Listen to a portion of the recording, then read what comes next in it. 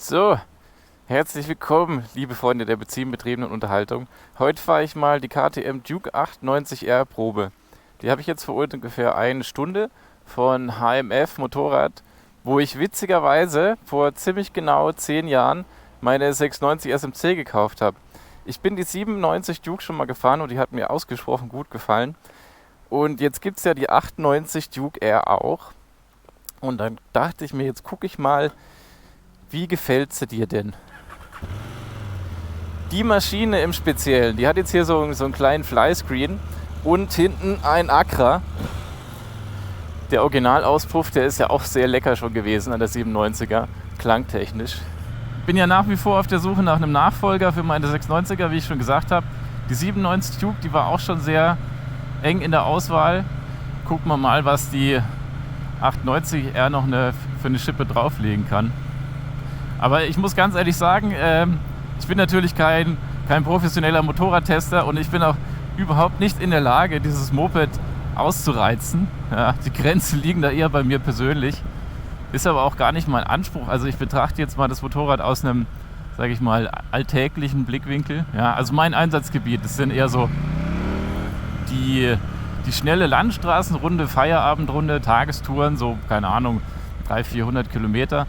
Aber ich fahre auch sehr gerne längere Touren. Also ich bin etwa in den Dolomiten jetzt unterwegs gewesen, habe auch 2 Europatouren gemacht.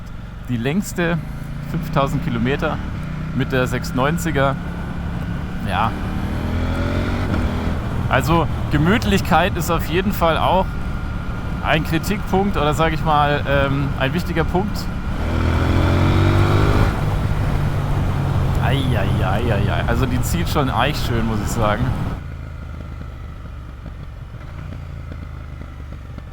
Ja, knallt hinten raus noch schön. Also ich bin jetzt auch mit dem Mikrofon im Rucksack unterwegs. Ich habe im Rucksack einen Zoom H2N, so ein Handyrekorder. Neutral gleich gefunden, ideal. Um da einfach mal die Soundkulisse ein bisschen besser rüberzubringen, als mit diesem ollen Mikrofon hier mit dem Helm. Da kommt ja gar nichts rüber.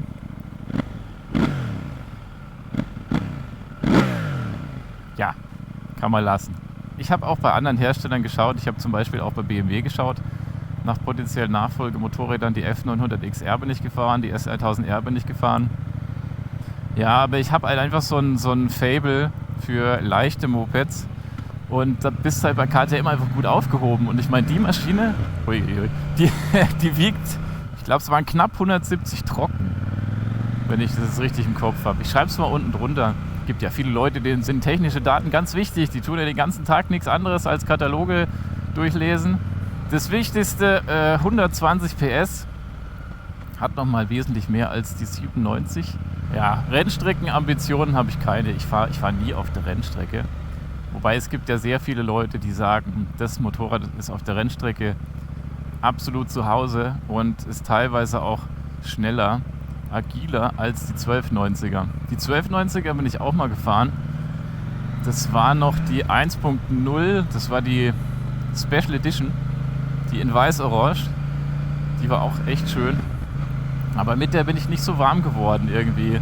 Ich weiß nicht, ob es an den Reifen gelegen hat, aber ich hatte in den Kurven einfach kein Vertrauen. Das war ein bisschen schade. Ansonsten auch sehr schönes Moped. Ja, und bei der hier natürlich die Farbgebung ist sehr, sehr, sehr schön, muss ich sagen. Haben sie gut hingekriegt. Das Einzige, was mich echt stört im Standard-Trim, ist der Auspuff. Diese komische Banane. Also ich fand bei der 97er, da ging es eigentlich noch so. Habe ich gesagt, ja, da kann man drüber hinwegsehen. Aber je länger ich mir die Maschine angucke auf Bildern, desto sicherer bin ich mir eigentlich, sollte die jemals in meiner Garage stehen, dann kommt als erstes der Auspuff ab. Und da habe ich gesehen, da gibt es jetzt von Arrow den gleichen Auspuff, den meine Frau auch drauf hat. Den Pro Race heißt der, glaube ich, so Megaphon. Der schaut echt schön aus. Weil ich finde den Accra zu mächtig. Der zerstört so ein bisschen das filigrane Heck. Jetzt habe ich gar nicht geschaut, ob das Moped hier ein kurzes Heck hinten drauf hat. Ja. Und kleinere Blinker, also nicht die Originalblinker. Also bisher ist die Sitzposition ziemlich bequem, muss ich sagen. Was man allerdings merkt, die Rasten, die sind schon ganz schön hoch. Also der Kniewinkel ist schon ziemlich spitz. Ich glaube, der ist spitzer als bei der 690 SMC. Ja, der Quickshifter auch bei niedrigen Drehzahlen. Sehr schön. Jetzt müssen wir überlegen, ob ich hier irgendwie quer rüber nach Güntersleben fahren kann und dann zurück über die Weinberge. Das wäre sehr schön landschaftlich. Naja, da müssen wir uns eben behelfen, wo keine schnellen Kurven sind. Da werden die Arme lang, ey. Das ist kein Vergleich zu 690er. Mann, oh Mann, oh Mann. Gasannahme ist auch sehr schön. Also wenn du so langsam anrollst, ansonsten natürlich ziemlich direkt.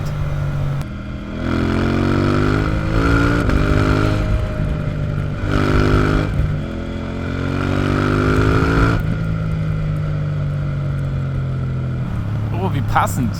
Direkt mal neben den Kürbissen parken.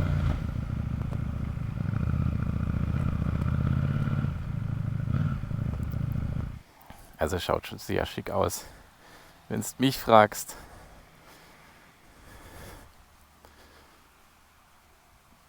Ich war ja, also jedes Mal, wenn ich es mir auf Bildern anschaue, vor allem so von der Position, da bin ich immer sehr zwiegespalten. Aber in der Farbgebung schaut die wirklich sehr schön aus. Gut, das kurze Heck, das macht natürlich auch nochmal was her, ne? Ja, also wie gesagt, den Acra, den finde ich da einfach zu mächtig. Der andere Auspuff, der Arrow, der schaut für meine Begriffe schöner aus. Naja, jetzt mache ich erstmal Foto. Eine halbe Stunde habe ich noch. Auf Wiedersehen, Kürbisse!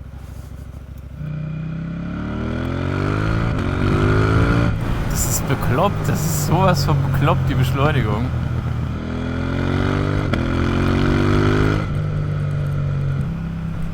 Boah, also bei üblen Bodenwellen ist das Fahrwerk schon mächtig straff. Also im Stand ist das Ding schon, sage ich mal, oder wenn du hier durchs Dorf fährst, schon lauter als die 690er, deutlich lauter. Ich glaube, die 690er hat ein eingetragenes Standgeräusch von 88 dB und die Maschine hier 96.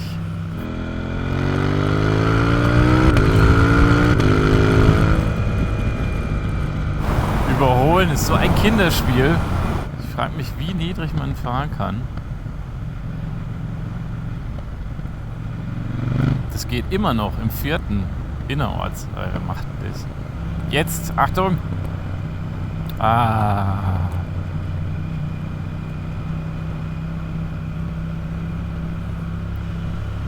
unten müsste der Steinbruch sein. Kommt man von der Staustufe hoch. Da war ich mal mit einem Kollegen, mit einem Biologenkollegen, Hobbyornithologe. Der hat nämlich gesagt, da sind Uhus. Und da waren wir dann den ganzen Nachmittag, bis es dunkel war, waren wir da gestanden und haben immer so gemacht, Uhu, Uhu. Und irgendwann aus dem Wald kommt es dann so, Uhu. Ich glaube, eine halbe Stunde haben wir das gemacht und da war es dem Uhu zu blöd. Ist er dann einmal über uns drüber geflogen. Ein Riesenvogel, ihr glaubt nicht, wie groß ein Uhu ist. Ja, es tut mir gerade ein bisschen leid, dass ich euch hier nur mit 30 bzw. 50 km/h bedienen kann, aber so ist es halt, ne? Dafür ist halt die Landschaft sehr schön. Ah ja, Launch Control hat das Moped auch noch, aber das probiere ich jetzt nicht aus. Also das reicht mir sowieso schon, was hier für ein Feuerwerk abgeht, wenn ich da mal ein bisschen am Kabel ziehe. Also das Moped kann auf jeden Fall viel mehr als ich. Viel mehr. Ich glaube, selbst die 97er, die hat mir schon gereicht. Wahrscheinlich steige ich dann nachher auf meine 690er und die kommt mir dann wieder so langsam vor, dass ich denke, die ist kaputt.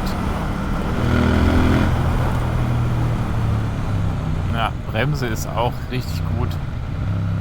So, ich weiß jetzt nicht, wo die Aufnahme gestoppt ist, weil mein Akku war leer. Aber dann mache ich nochmal eine kurze Zusammenfassung. Also, wenn ich mir jetzt vorstelle, ich würde die eintauschen gegen die 690er, dann müsste ich meinen Fahrstil schon enorm umstellen. Also das Motorrad, das ist auf jeden Fall fordernder als die 690er.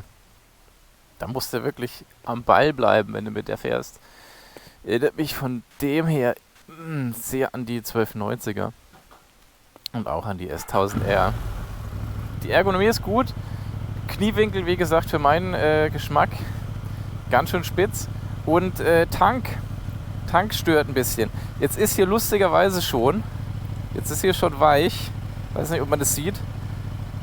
Aber ja, ich finde es trotzdem ein bisschen unangenehm. Also es ist natürlich wahnsinnig aufregend und geil, so ein Moped zu fahren, was so viel Leistung hat.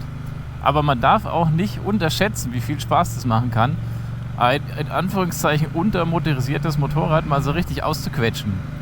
Mit einem nicht so tollen Fahrwerk, wo dann alles wackelt und schaukelt und du denkst, hoffentlich fällt nichts auseinander. Das hat auch seine positiven Seiten. Von daher, also die 890er ist mir persönlich, ich glaube, mehr brauchst wirklich nicht. Und ich glaube, das habe ich auch bei der 97er schon gesagt. Zweizylindriges um die 700, 800 Kubik, da ist, glaube ich, ein ganz guter Bereich. Aber war jetzt auf jeden Fall mal wieder eine gewisse Erleuchtung, ein weißer Fleck auf der Landkarte, der Motorräder weniger. Dann kann ich auf jeden Fall einschätzen, in welche Richtung so das Pendel ausschlägt, bei mir persönlich.